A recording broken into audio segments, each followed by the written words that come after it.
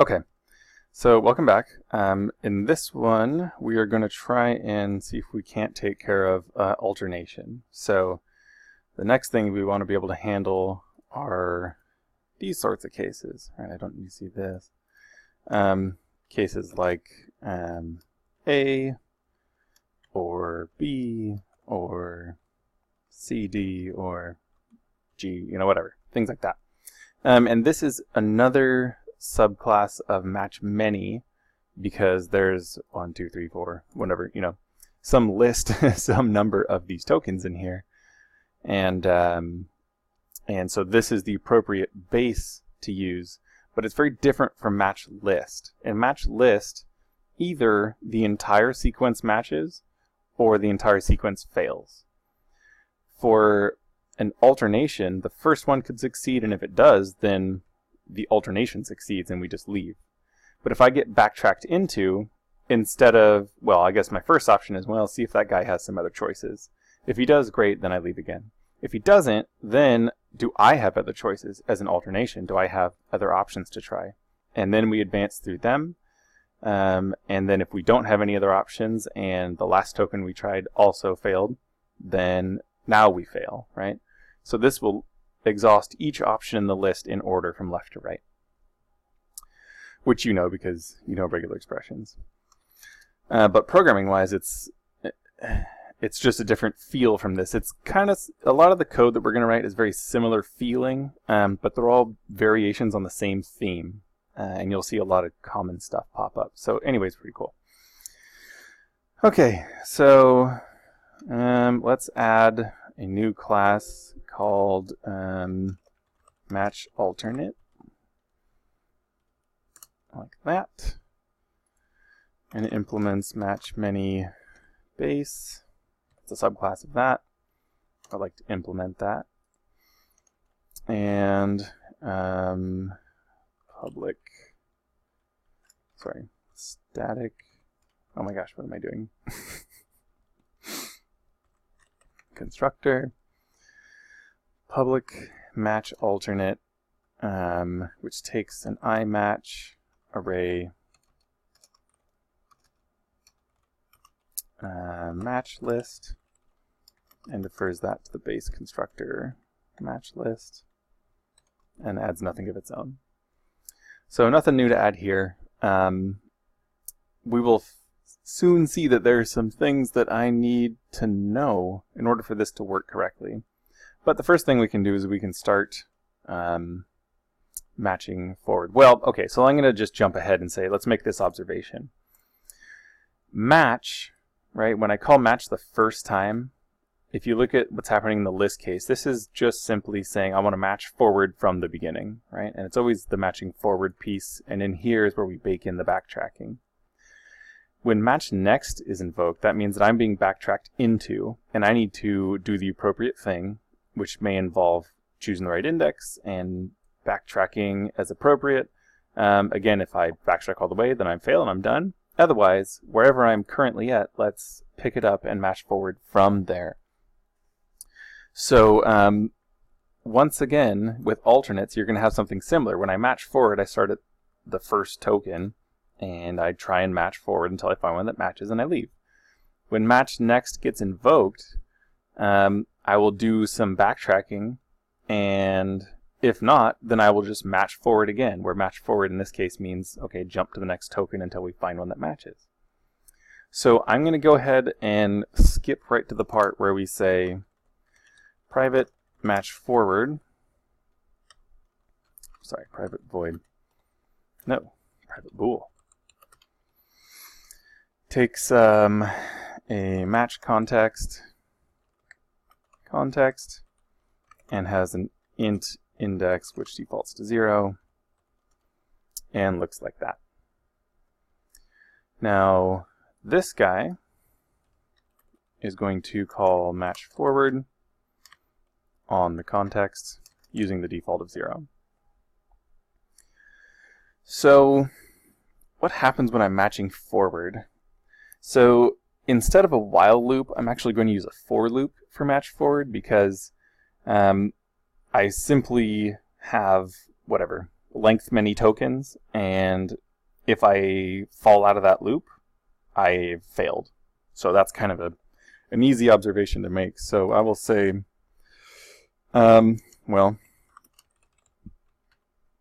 if I make it to the end of this, we've failed, because that means I've been trying to match tokens forward, and and by forward I mean through this list, and I haven't matched a single one, and so I guess I'm out of options, so we fail.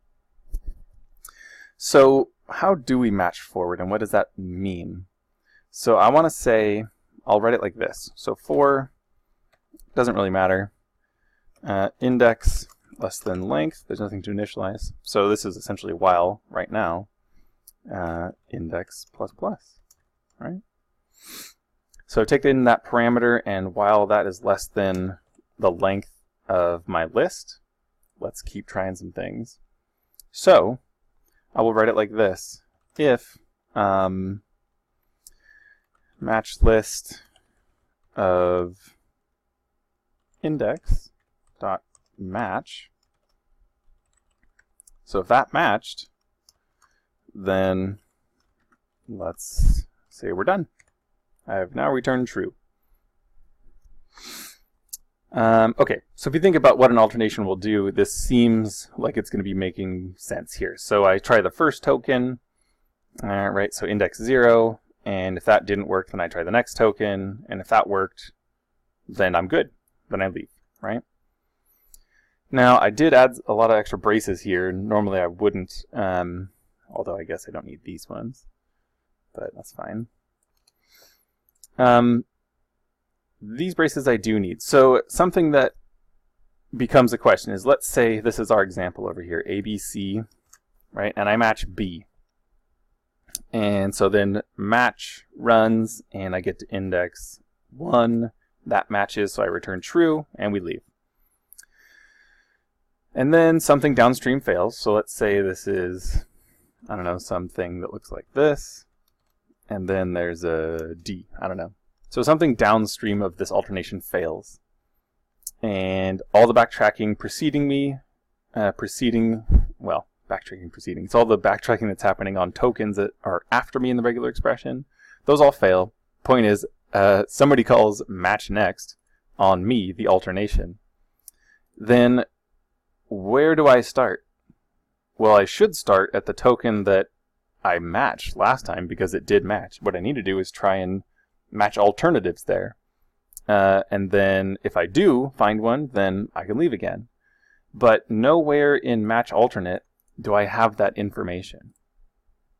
So what I need is a place to store this index, right? Whatever the last one is that I used, so that if I get backtracked into, I can just take a look at it and save it. So a gut reaction would have been, well, maybe a gut reaction would have been, oh, let's just store it here as a member variable. Well, that's not going to work, because what if I have code that looks like that, right? I want to repeat this alternation one-to-many times, right? Where literally this is the same instance of MatchAlternate, right, in this expression. Then that means I definitely cannot store it here. But I can store it, boom, right there on the context, right? Because the context is the guy who's in charge of storing the state of the match right now. Furthermore, let's suppose I have a situation like this, and I want to run it the first time, and it matches A the first time. And then the second time I run it, it matches the second guy, right? Each one of those times that this alternation matches in some way, I need to store off where it was when it matched, so that if that particular instance gets backtracked into, I can restore that state. Final observation is that once I've made one of these, I move forward to another match, and then let's say it matches again, so I move forward again, and it matches a third time, and I move forward again, and each time I'm accumulating this pile of indices.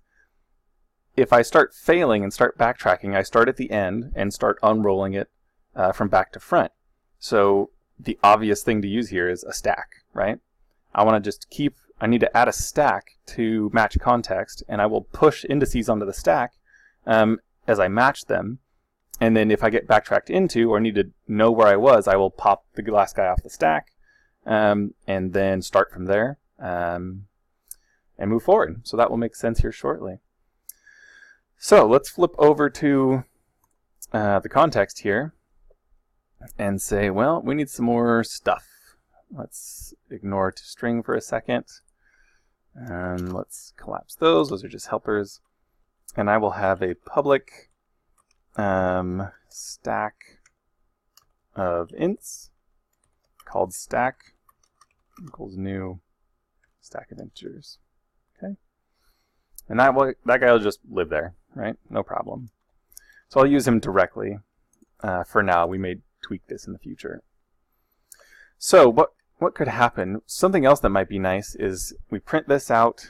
It might be nice to see the current state of the stack because that may be helpful for debugging, for example. So let's also do, well, first of all, let's do var string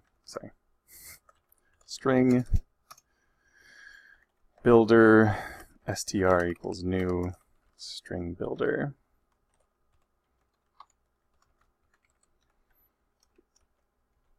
Let's say star dot append line that. Okay. And then we will return this to string. So that's that. I want to add stack info. So the stack is going to, well, we'll see. So, gosh, where do I even want to start? So first, let's say var stack data equals stack dot to array, right? Creates an array. Oh, that's the extension. Okay, and I will just say stack data. I guess I'll do array dot reverse stack data. So unsurprisingly, when you convert a stack to an array, it comes out in the reverse order because it essentially, I guess, pops them off. So what we need to do then is say for each, I guess, int I in stack data. Let's, oh shoot, we don't even have to do that. We can just say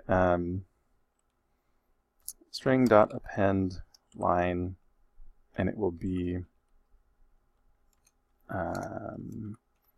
stack. I'll even indent that a little bit. And then plus string.join. Using those, the list stack data. I think that'll work.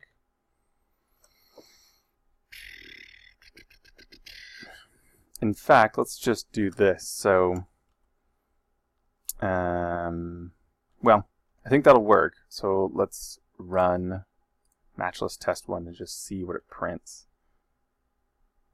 Okay, so match success, prints out a usual thing, and then here's the stack, nothing on it. Match next failed, here's the stack, nothing on it still. All right, so that seems all right. We'll use that for now. Oh, this video is running a little long, so let's, I'll break it up into two pieces, and we'll come back and we'll finish up the alternation and push and pop things off the stack.